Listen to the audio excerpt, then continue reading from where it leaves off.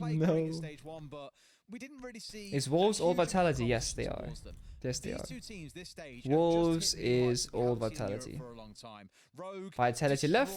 They came. Let's see if we get the Asami bans. There's the finger ban the Rogue spoke about on Twitter yesterday. You guys saw, but Spoiled made a post that a lot of NA people spoke about where they were like, why don't NA people ban Finka? Valkyrie. I don't think we ban Mirror here. I don't think so. We just haven't seen them really shape up into being a competitor. Sami? Warden? Kaid? It is Asami. There it is. Big agree there. Big agree. Starting on gym, this becomes more and more common because Hibana is open. I feel like you could have played... Oh, you can't play CC because Thatcher's open. So the issue with CCTV is that you can play Ace and you can play Thatcher, and you cannot Bandit trick against Ace Thatcher, essentially. Not really. So maybe that's why. I do like Gym first these days and ranked as well. Gym seems to be the most consistent bomb site on Clubhouse. To me. Unless Hibana is banned and you go basement. That's like really good. Osa pick on this bomb site attack is decent. The Rise is getting really aggressive here. I'm not sure where those will go, because like the windows aren't really feasible. Could do it for office take, kind of like a mini Monty. Could do it for Master Door plant actually. And you can force plant pretty safely. It's also why Spoil's playing so far back, just to make sure he stays alive. Thatcher could have dropped Diffuser from the roof there. He didn't have to rappel down. You can just step over, drop it and walk back, but small things. Good opening kill from Leon Giddens. His aggressive sort of connector here from the breach earlier on, gets a second one as well. Shinga does trade onto Kento, but that's not a huge loss as Sledge's already done all the job he has to do. Open up all those soft walls. That's a yikes. That's a tough one. Oh, black screen. Alright. Never mind. Mini EMPs. Mini EMPs are going to be interesting. They're coming out soon, I think. I think so. Oh, that's a leg. Spoiled has no more shields. I'm not sure where the second one went. You can put a shield here, and they can't swing the window. That's pretty good. Side stairs. C4, that gets 1 kill at least. Gets 2. Huge. It's a bit awkward because he basically C4'd the default plant spot, but it wasn't a planter that was there. This is winnable. But this is where SMG 11 is so strong because of the fire rate. He's 1 HP. Oh. A double C4 into a 1v1. That is how you start the game. Yeah. If Ace had a little bit more health there, it goes the other way. Yeah, Leon should have dropped and then rappelled up. He should have. He should have dropped over the ledge, gone to office hatch, and rappelled up. Because rappelling up on the breach is so risky. Small things like that. I also think Spoiled misused his shield. Like the Osa shield. I don't know, he put his second one. Maybe he got destroyed, but I'm not sure about connector window shield there in that position. Unless he did both that and he did the CC window. So Leon stuck the Monty. So this could easily be a dirt kitchen take. That's like the most common approach with this lineup. But because Hibana is open, you can do anything you want here. Thank you, Yubloy, for the 6 months half year. Yeah, 1 CC 1 con, I thought so. I'm not a huge fan of 1 CC 1 con, personally. But you kind of have to, unless you take connector control. But they did, that's the thing. They had connector control. I'm not sure that was necessary. Yeah, I think it's going to be a dirt kitchen attack here. So we can take it really slow. We kind of need Monty to get into dirt if we're going to do this. And then start forcing out those toxic babes. Unless we're not going for this attack. What are we going for? No, we aren't. That's a good nade. That's a really good nade. Jesus Christ. He curved that perfectly on the ceiling too. Yeah, I'm coming to Germany in August, most likely. Most likely. Yeah, so that's now forcing on the Toxic Babes. That's really good. That's the first one going out. Second one going out. 1 minute 18. This is really good. Really good. Monty can literally just walk in soon. I think this is a little bit aggressive from Spoit, but because Monty can't walk in yet. Oh, he's better. Oh no! It's a massacre. Yeah, see, Monty walks in. He can escort the Fuser as well. I mean, Spoit just won in the round. It was that simple. Spoit should have not won those two gunfights, ever. He has 21 bullets looking the wrong way, and he beats both members. Both with flicks. If Spoit dies there immediately, it's like a completely different round. They're also flanking from garage. Like, Wolves actually did play that pretty well. They just lost every gunfight.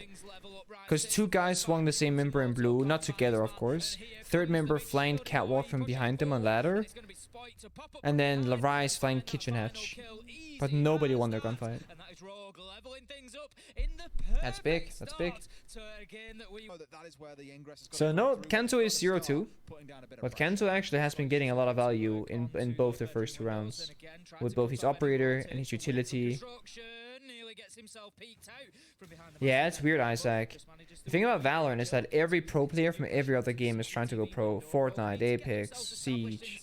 Whereas like in Siege, it's just Siege players. And there's way less of them, right? Valorant's only gonna grow, I feel like, right now. That's a hard one. Where's the follow-up? It's no follow-up. Oh, he died in connector. Bomb side is bar, by the way. Just so you guys are aware. Bomb side is bar. You see all these vertical holes and stuff? There's like Meister cameras, bulletproof cameras, etc. on site. You kind of have to clear top floor partially. I feel like it's really rare that we see teams try and take all of top floor. Normally you just take half right here. So you take CC, connector, you go below. Or you take master bedroom, jacuzzi, bathroom, and you go below. They kind of try to clear it fully, which is very hard. Dropping off his hatch is always hard, of course. Ken tried to try it. And it might have worked if the connector guy didn't get killed right before, because then they had a trade. We gotta hope for a Siege 2.0. Maybe we'll get one. Maybe we will. Don't think we will, but maybe we will. You know what I'm saying? Because like, just look at mobile Siege. Even that is like a better version than our Siege. They get different map reworks and make it gun faster. They can change stuff more fluidly, it seems like. They have more scopes. So even mobile Siege that's built on its own, like, you know, I guess like engine, so to speak, is doing really good in that regard. Shinka gets spotted there, a little bit aggressive. Because like, look, like we're not even in dirt yet.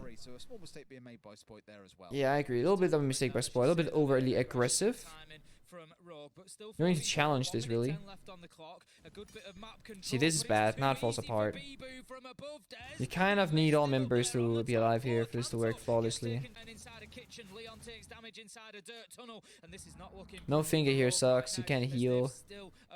Daypick has to play so passive in kitchen now as well.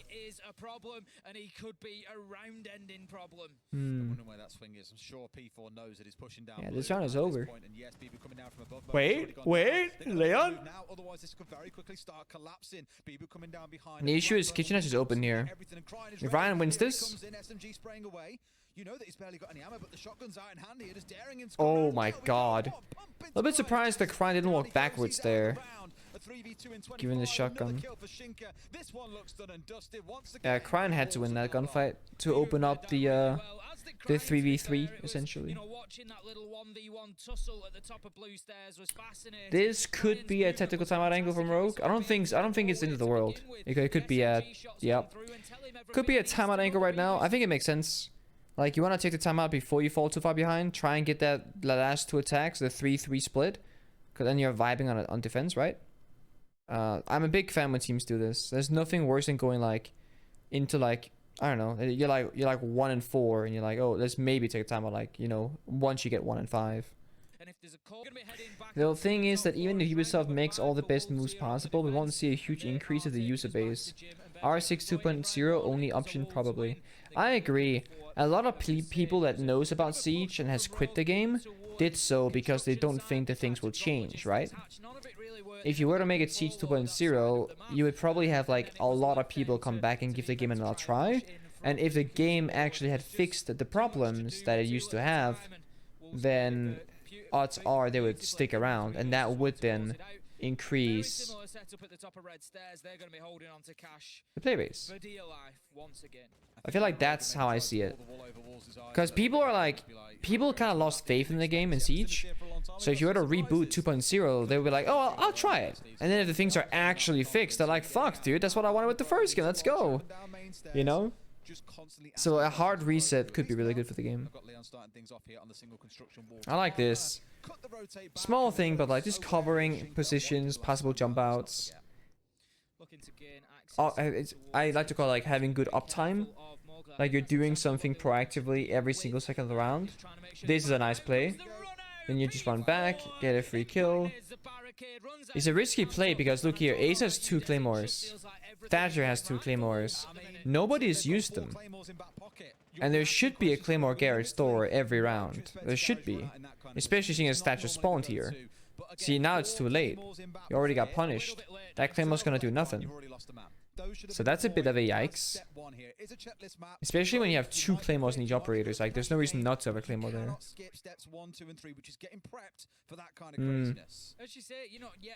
Yeah, you can claymore Garrett's door and blue window, and you're vibing. You're vibing. Poor Kento too. He's the guy covering his team. And he just dies like that. Good trade or good like kill, I guess. Leon loves working his ankle. And again, like, look at this trade here from Spoy. That's good. Smoke grenade blocks off his ankle.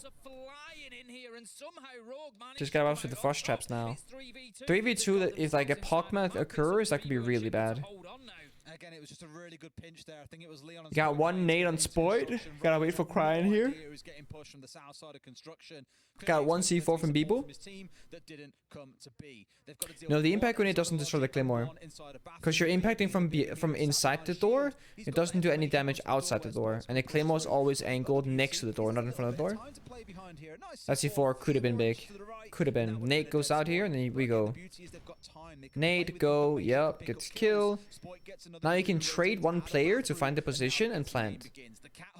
That's why playing 1v3 versus 1v2 is so much stronger. People would have to swing and get a kill here. Good cover. A little bit of a graphical bug there. I see it. G2 is not playing out of coach, guys. So the thing that's happened with Shaz is that Shaz was told by G2 that G2 is not going to extend his contract once it expires in April or August or whatever. So Shaz knows that he's gonna get kicked in a few months, right? He knows that after Major or whatever. But he's still coaching for them until then because that's where his contract lasts for. Really good adaptation from Bibu, by the way, because Leon's been thermiting that wall every round. Really good adaptation. Rogue, they didn't cover it from the window. I think the reason why Shaz got kicked is very straightforward. The team is not doing very well. They've bought players, they've done roster changes. The only thing that's always been the same is Shaz. Whether Shaz is the problem or not, it's not really the matter of the situation. It's more like you've changed everything else but Shaz, and you're not succeeding. You pretty much have to. Why isn't Zero played as much, if at all? Zero's played a fair bit in North America on maps like Chalet and Bank and Border. You kind of need like the big open maps because Zero is an operator that needs to be on cameras to gain value of his gadget. Europe doesn't play Zero much, but NA does. Look at these trades, Jesus. Plant spot not the greatest here, but it'll work. Nice. I would have rather like having a plant on the closed door here. Because if the guy goes main hall, you're fucked. If the guy white swings, you might be fucked, but it's good. So Rogue took their time out at 1-3, and they wanted to get that 3-3 split. They got it. Their timeout paid off. Great timing. Now they get an even split with a rough start, and they end up in a position where they're fully capable of winning this round. Look at it. Look at the traits here. It's crazy, right? Walked in, traits. Leon walks in. Bibo kills him. Then Leon catches Shinge with Cryan. Bibo kills Cryan. Leon kills Bibo. Spoiled and Leon are left alive against P4. They plan safely here. I like this plan spot more personally. And then Bibo and then Spoiled holds the cross. That was crazy. Like, that was absolutely crazy. When Kanto walked in, Spoiled traded him because Kanto's 0-6. And Rogue, they traded one better than they did. So they got the 1v2 essentially. Give a big shout out to the observer medics on that one as well. Easy also does this a lot. Very, very, very, very clean trade game from both teams. Jump on and watch the first person view of one of the players getting kills. And that's not the first round Rogue's been good at this. They've done it multiple rounds. And that's probably like what you can call synergy. Just like playing together very well. Kenzo's 0-5, 0-6 actually now. I haven't gotten a kill. He has done really good value for his team. And also, Kanto goes... So, last round, for example, Kanto is 0-5. He goes in as first entry, and he lets Spoit be second entry. And that's actually, like, very important, because if Kanto's not going to hit his shots, or Kanto's already in a bad place, or whatever the case might be, let Kanto walk in as a piece of meat, and let Spoit... Oh, you're done. Let Spoit just clean up house, which is what they do. They dual aggressed on the windows, but there's like fucking 20 members of Wolves out there, so they die. It's the father-son pairing. That's rough. And Spoit both out 2 windows at the same time, but Wolves were just ready. That's a rough first round. I like the Thunderbird here with the aggressive roam. You can fall back and get healed up, but when...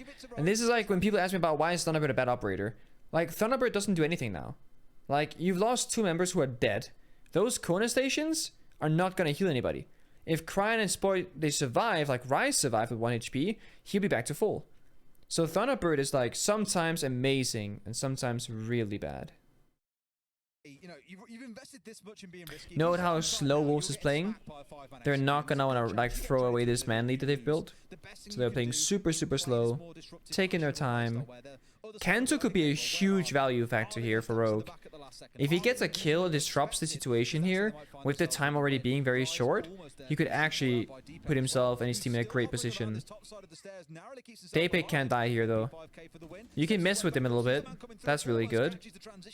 And then Kanto has to make a play. 35 seconds. Come on, it's Kanto time, Kanto time, Kanto time. Walk pool table, don't walk bathroom, right? You get the wide angle, you gotta fight main stairs upper, main stairs down. And if you win the gunfight against Rise, you create so much fucking chaos. Because he's gonna go flank, flank, flank, flank, kitchen flank with 20 seconds left. But you gotta flank now, Kanto. Like, right fucking now. It's too late otherwise. Kanto's dead. Round's over.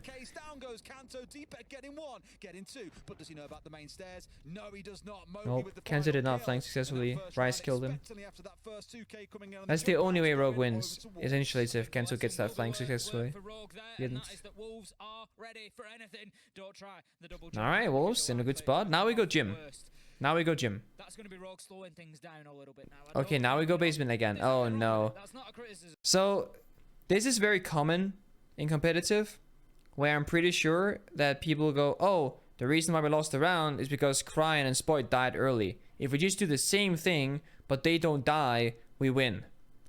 And then they play Smoke because they are so slow on roam clearing from Wolves instead of Thunderbird, right?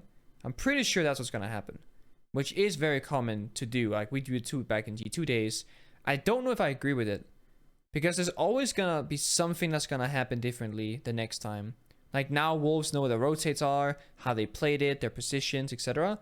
And Wolves only played it super slow because they found the lead and the man advantage. And they could slow it down because they had so much man advantage. So, if they don't find the kills, I don't think they're gonna be as slow. Because they don't gotta be patient. We'll see. We'll see. That drone though, yeah. Drone game on Clubhouse is very important for rotations. Like having a good garage drone, a good master bedroom drone, for example, gets you like very far in the round quickly. Decent value from Shinka here, cleaning out some alibi prismas, not like the biggest of value. Got a beep boop. Thank you, Toad Toad. Toad's Toad. For the prime sub. I'm gonna be honest, EU casters? Come on, man. What is this bias? Wolves just walking on site from dirt and blue? Yep. Yep. And it's flawless. Okay. Okay. I mean, Yeah. They did exactly the same thing against, who was it they played against on Oregon? I like that from Wolves. When they saw there were like 3 players off site. I like that from Wolves. This is like a classic. One team is adapting and one team is not adapting. Because Rogue did the exact same thing. But didn't jump out the windows this time. Now we go Jim. Okay, now we go CC. Bandit with CC is possible, of course. I do think Jim gets you more value unless Wolves is like crazy at attacking it and you studied that. Because the thing is, you can't bandit trick against A stature. So if Mowgli goes to Ace from Hibana, or they just use nades below, you cannot trick this wall. Not quite, not quite. But yeah, they have nades. They can just boom boom pow. We see in Siege is that the 2 NA duos and the 2 European duos, they cast very differently from each other. So when we go to an international event like the Berlin Major next month, you're gonna get very different kinds of casting based on who the duo is, which is probably a good thing. Mowgli, really aggressive, really fast, as Ace in connector is dead. Not sure what that was about. Yeah, Wolves got the Garry's Door Claymore. Yep, I saw it. Golden Star. Applied. Also, Blue Window Claymore. Also, Golden Star. Good job. Losing Ace here is really bad, because now you can Thatcher Ace the wall. So now you actually can't breach this wall unless you nade from 51 or below. So this is actually a huge deal. Had Mowgli Thatcher gone server first, EMP Ace Ace rotate, that would have been fine. But he went straight to connector, died, and now he can't breach the wall. Like, Wolves should not win this round straight off the bat from this. Like, if we look at this from a strategical standpoint, Wolves have lost the round. Now they can still clutch it out, frack it out, whatever, but it should be very difficult for them. They would need a miracle. This could be the first one. Yep. Kento took the bait on the nade. What you do there, you just sit on the CC wall, because now Thermite and Thatcher can rotate to CC, breach the CC wall for free, and you lose value. And Cryan had the nades below with Romaya as well on CC side, but not on stock. So now you're kind of fucking yourself over, because where's Thatcher Thermite? They're probably gonna rotate here now and get the wall, right? They should be at least. Kino wanted 5 subs to your boy Moi, Sosibaka, Chan, Uwu, Timmy, Momyu, and Ninef. Thank you, thank you, thank you, man. That is the 685 on the day, by the way. And there it is. Thatcher Thermite, they rotate over, they get the other wall. If Benny was alive, couldn't happen. Kento made an amateur mistake, he went to CC wall instead, shouldn't do it. Prioritize the one wall, not the 0 wall, rather. And now it's just a bloodbath, quad kill for Rise, might get the A's, that's because below it's crying, no ping. There is a ping, no C4 though.